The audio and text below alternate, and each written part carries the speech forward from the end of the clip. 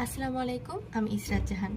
এই লেকচার ভিডিওতে আমরা ডায়াক্সট্রা অ্যালগরিদম সম্পর্কে জানব। এটা হচ্ছে এক ধরনের গ্রিডি অ্যালগরিদম যার মেইন কাজ হলো কোনো গ্রাফের সিঙ্গেল সোর্স শর্টেস্ট পাথ খুঁজে বের করা। সহজ কথায় বললে আমাদের একটা সোর্স দেওয়া থাকবে অ্যান্ড সোর্স থেকে গ্রাফের বাকি সব নোডগুলোর মধ্যে যাওয়ার সর্বনিম্ন কস্টিংটা খুঁজে বের করাই এই অ্যালগরিদমের কাজ। তো এই অ্যালগরিদমটা শুরু করার আগে একটা ইম্পর্টেন্ট কথা বলে রাখছি। এই অ্যালগরিদম কিন্তু নেগেটিভ এজের জন্য কাজ করবে না। যদি আমাদের গ্রাফে কোনো নেগেটিভ এজ থাকে তখন সঠিক শর্টেস্ট পাথ খুঁজে বের করার জন্য আমাদের বেলম্যানফোর্ড অ্যালগরিদম ব্যবহার করতে হবে। বেলম্যানফোর্ড অ্যালগরিদমটা আমরা নেক্সট লেকচার ভিডিওতেই শিখব। তো আমাদের যদি পজিটিভ এজেস দেওয়া থাকে অ্যান্ড শর্টেস্ট পাথ খুঁজে বের করতে হয় দেন আমরা ডায়াক্সট্রা অ্যালগরিদমটা ইউজ করব। তো এখন আমরা এটা সলিউশনে যাচ্ছি। ডায়াক্সট্রা অ্যালগরিদমে কিন্তু নোডের যে ডিস্টেন্সগুলো এটা বারবার আপডেট হতে থাকবে। কিভাবে আপডেট হচ্ছে এটা আমরা সলিউশন করার সময় বুঝতে পারবো। তো সলিউশন করার জন্য আমরা এখানে একটা ছক এঁকেছি। এখানে নোটস আছে, নোটস তো যেই নোটগুলো আছে সেগুলোর নাম জাস্ট লিখেছি। এরপর আছে হচ্ছে কালার। কালার জিনিসটা কি, আপনি যদি একটু এদিকে তাকান, -1 বলতে বোঝায় আনভিজিটেড, মানে আমি যদি ওই নোটটা ওই নোটে যদি এখনও না যাই তাহলে সেটাকে -1 দিয়ে ডিফাইন করব। দেন 0 মানে হচ্ছে কারেন্টলি ভিজিটিং, মানে আমি ওই নোটে এখন গিয়েছি, এখন ওই নোটে গিয়ে কাজ করছি। তো এরকম যদি হয় তাহলে আমি সেটাকে 0 দিয়ে ডিফাইন করব। অ্যান্ড ওই নোটটা যদি ফুললি ভিজিটেড হয়ে যায়, মানে এখন আমার এই নোটের কাজ শেষ, আমি অন্য নোটে চলে যাব, সেক্ষেত্রে হচ্ছে আমি এটাকে 1 দিয়ে ডিফাইন করে দিব। যখন এটাকে 1 দিয়ে আমি ডিফাইন করব, এরপরে কিন্তু এই নোটটা আর ইউজ করা যাবে না, তখন আমাদের অন্য নোডে শিফট করতে হবে। আর ডিস্টেন্স তো বুঝতেই পারছেন, এটা ওই নোটগুলোর মধ্যে যে মিনিমাম কস্টিং আমরা যেটা পাবো সেটা। ফার্স্টে হচ্ছে আমরা গ্রাফে সবগুলো নোডের ডিস্টেন্সটা ডিফাইন করে দিব। তো এটা যেহেতু সোর্সের ডিস্টেন্স হবে 0, তো এটা আমি 0 দিয়ে দিচ্ছি। অ্যান্ড ইনিশিয়ালি আমাদের সবগুলো নোডের ডিস্টেন্স যেহেতু আমরা জানি না, তাই সবগুলো হবে ইনফিনিটি।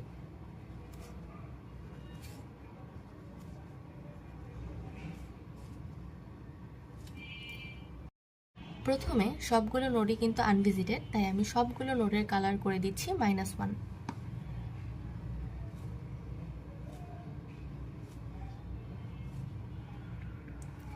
এখন আমি যেহেতু সোর্সে আছি প্রথমে, তো সোর্স এখন আমি কারেন্টলি ভিজিট করছি, তাই এটার কালার হবে 0। এবং ডিস্টেন্সও ইনিশিয়ালি কিন্তু সবগুলোর ইনফিনিটিই হবে।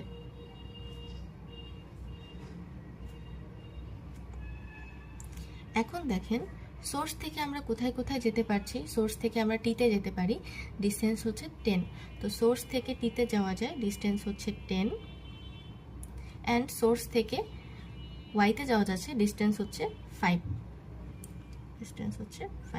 তো আমি এখন এই টি আর ওয়াই এর ডিস্টেন্সটা আপডেট করে দিচ্ছি।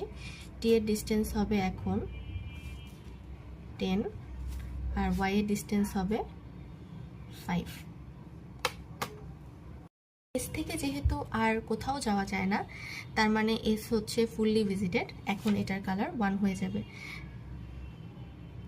আর এস থেকে এস এর ডিস্টেন্স কিন্তু 0, সো এটা ইনফিনিটি থেকে 0 হয়ে গেছে। হ্যাঁ, এখন এই যে আমি ডিস্টেন্সগুলো বসালাম, টি আর ওয়াই এর মধ্যে যেটা সবচেয়ে ছোট আমরা সেটা নিয়ে কাজ করব।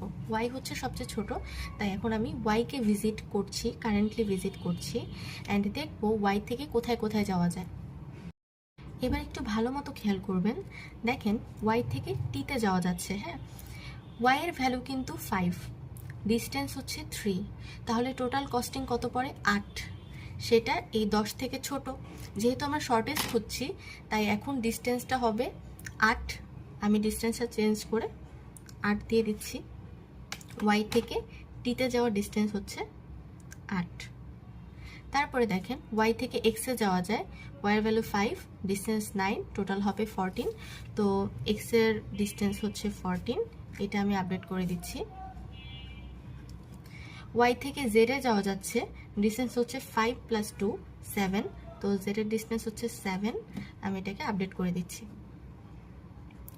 ওয়াই থেকে আর যেহেতু কোথাও যাওয়া যায় না, তার মানে ওয়াই আমার ফুললি ভিজিটেড, এটাকে আমি 1 করে দিচ্ছি। অ্যান্ড নেক্সট যেটা সবচেয়ে ছোট সেটা নিয়ে কাজ করব। এখানে জেড সবচেয়ে ছোট, তাই এখন আমি কারেন্টলি জেডে ভিজিট করছি, তো 0। এখন দেখেন জেড থেকে কোথায় কোথায় যাওয়া যাচ্ছে। দেখেন জেড থেকে কিন্তু এসে যাওয়া যায়, কিন্তু যেহেতু এস ফুললি ভিজিটেড, আমি এটাকে 1 করে দিয়েছি, তাই কিন্তু এখানে আমি আর যেতে পারছি না। তাহলে দেখেন জেড থেকে এখন এক্সে যাওয়া যায়। ডিস্টেন্স কত? জেডের ভ্যালু কিন্তু 7, ডিস্টেন্স 6, টোটাল কিন্তু 13। যদি এটা 14 থেকে বড় হতো তাহলে কিন্তু আমি নিতাম না, যেহেতু এটা 14 থেকে ছোট 13 হচ্ছে, তাই আমি এটা নিচ্ছি। তো এক্সের ডিস্টেন্স এখন 13 হয়ে গিয়েছে। জেড থেকে আর কোথাও যাওয়া যাচ্ছে না, তো এটাও ফুললি ভিজিটেড, আমি 1 করে দিচ্ছি। এরপরে মিনিমাম যেটা, আমি সেটা নিয়ে কাজ করব। এখানে দেখেন এরপরে মিনিমাম হচ্ছে টি। সো টিকে এখন আমি কারেন্টলি ভিজিট করছি 0। টি থেকে কোথায় কোথায় যাওয়া যায় সেটা দেখছি। টি থেকে ওয়াইতে যাওয়া যায়, কিন্তু ওয়াই যেহেতু ফুললি ভিজিটেড আমি এটা ইউজ করতে পারছি না। টি থেকে এক্সে যাওয়া যায়। ডিস্টেন্স কত হয় দেখেন, টি এর ভ্যালু কিন্তু 8, ডিস্টেন্স হচ্ছে 1, তো টোটাল 9। 9 13 থেকে ছোট, তো আমি ডিস্টেন্সটা আপডেট করে দিচ্ছি 9। অ্যান্ড এক্সের নতুন ডিস্টেন্স হচ্ছে 9। যেহেতু টি থেকে আর কোথাও যাওয়া যাচ্ছে না, তাই টিও এখন ফুললি ভিজিটেড। আর যেহেতু আর কোনো নোডই আমার বাকি নেই, সো এখন আমি কারেন্টলি ভিজিট করছি এক্সেই, অ্যান্ড এক্সও ফুললি ভিজিট হয়ে গেছে, যেহেতু আর কোথাও কিছু বাকি নেই। তো এই ছকটা ডান। এখন এই ছক থেকে আমরা ফাইনাল ডিস্টেন্সটা জাস্ট এখানে একটু আলাদা করে লিখব। এখানে এস এর ফাইনাল ডিস্টেন্স পেয়েছি 0, টি এর জন্য 8, এক্স এর জন্য 9, ওয়াই এর জন্য 5, জেড এর জন্য 7। অ্যান্ড এইটাই হচ্ছে শর্টেস্ট পাথ বা শর্টেস্ট কস্টিং ডায়াস্ট্রা অ্যালগরিদমের মাধ্যমে যেটা আমরা খুঁজে পেলাম। এই অ্যালগরিদমে যেটা মনে রাখার বিষয় সেটা হচ্ছে ডিস্টেন্সটা বারবার আপডেট করতে হবে, এবং ওই আপডেটেড ডিস্টেন্স নিয়ে কিন্তু কাজ করতে হবে। আশা করি আপনারা ডায়াস্ট্রা অ্যালগরিদম বুঝতে পেরেছেন। সবাইকে ধন্যবাদ।